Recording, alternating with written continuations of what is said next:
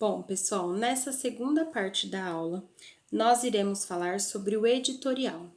Gente, o editorial é um gênero textual vinculado em jornais, revistas e na internet.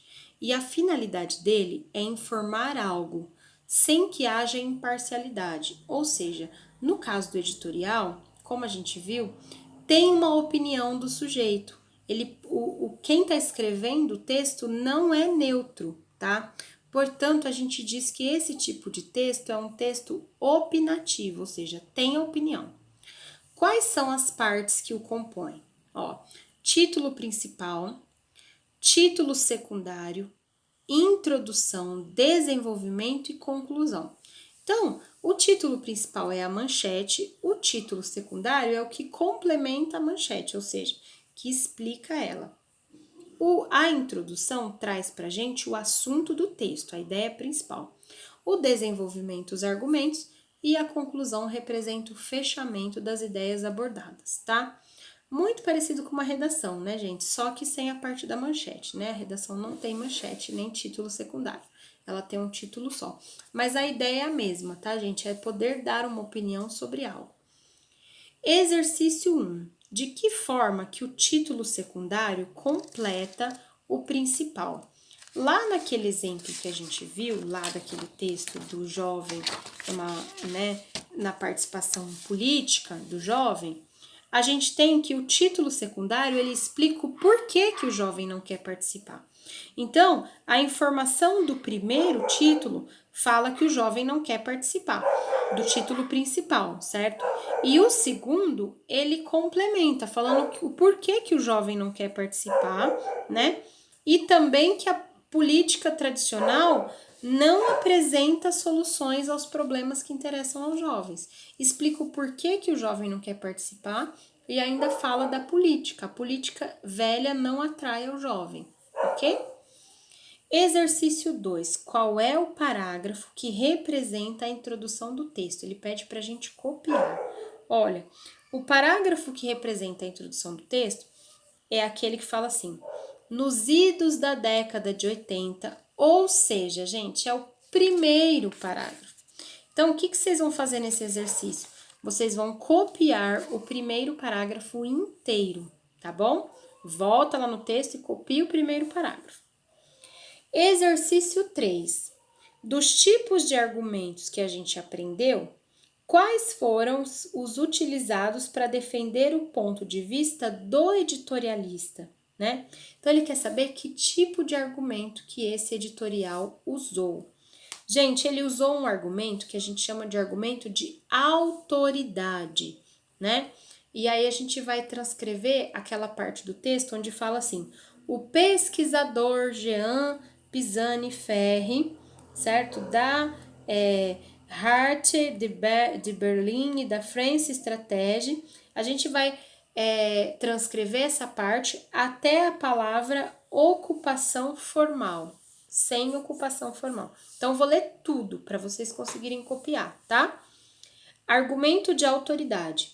O pesquisador Jean Pisani Ferri, da Arte de Berlim e da France Stratégie de Paris, está entre os muitos que põem como princípio que os jovens do milênio, como se diz, nasceram e cresceram em meio ao medo por um cataclismo ecológico, em países atolados em dívidas públicas e brindados com a possibilidade nefasta de um futuro sem ocupação formal.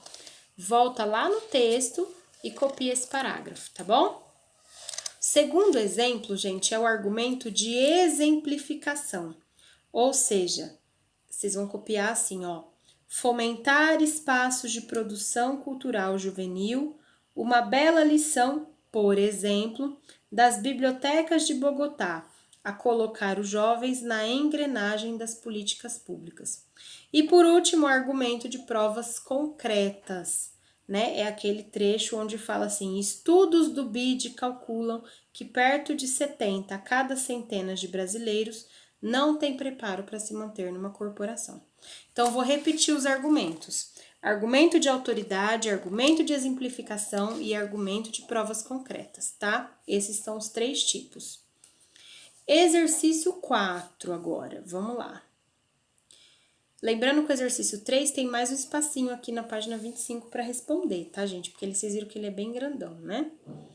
Exercício 4. Transcreva do texto alguns trechos que demonstram a opinião do autor sobre o assunto. Então, gente, tem um trecho muito legal na parte que ele fala assim, ó: a canção do grupo de Humberto Gessinger bem poderia ter se tornado o estopim de um programa de política juvenil para o Brasil. Esse trecho é uma opinião dele, tá? Vocês podem colocar aí. Exercício 5. Vocês devem assinalar a alternativa em que todas as palavras ou expressões revelam o uso de uma linguagem subjetiva, ou seja, uma linguagem que não é a do dicionário, tá? E que demonstra a opinião do editorialista. Olha, vamos pensar um pouquinho, tá? A. Jeito juvenil, prepare e pudera. B. Caído, solução e brindados. C. Tom de melancolia, pudera e eis o ponto. D. Estopim, tecnologias estéreis e descasamento.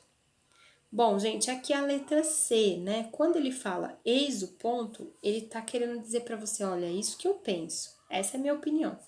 Linguagem subjetiva, tá? Exercício 6. Identifique no último parágrafo o trecho que aborda soluções para o problema apontado. Então, uma política, né? No último parágrafo, onde ele fala da solução. Ele vai falar o seguinte: uma política centrada na juventude exige renunciar, por exemplo, a tecnologias estéreis, sem a presença humana, a fomentar espaços de produção juvenil, uma bela lição, por exemplo, das bibliotecas de Bogotá. Então, todo esse trecho, gente, ele tá dando soluções, né? A solução das bibliotecas de Bogotá, ele tá dando exemplo, tá? E ainda sobre o último parágrafo, qual parte dele que permite levar o leitor à reflexão? Ele fala assim, gente, ó, a propósito, 60% deles concordam que o país estaria melhor sem os partidos políticos. Essa parte, gente, leva a gente à reflexão, né?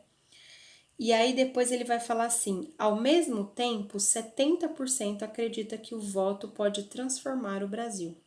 Não é contradição. É sinal de que o descasamento entre os jovens e o mundo político tem solução. Tá bom? Bom, nessa parte aqui, nós fizemos mais uma parte de interpretação de texto. Peraí, gente, que tem mais um na próxima página. Vamos lá. Bom, o último exercício fala o seguinte: exercício 8. Em sua opinião, além dos leitores do veículo de comunicação que publicou este trecho, quem mais deveria lê-lo e por quê? Gente, é em sua opinião, tá? Mas vocês acham que os representantes políticos deveriam ler esse texto? Vocês acham que eles poderiam fazer uma política diferente se eles conhecessem a opinião dos jovens? Para mim, gente, é com certeza eles deveriam ler esse texto, tá? Fica só uma dica aí para vocês, tá? Tudo bem, gente? Eu sei que é um pouquinho complicado, um monte de resposta longa, mas assistam o vídeo com atenção. Qualquer dúvida, me manda mensagem no WhatsApp que eu ajudo, tá? Próximo vídeo e último, prometo, oração subordinada substantiva reduzida, ok? Então tá, gente, até o próximo vídeo.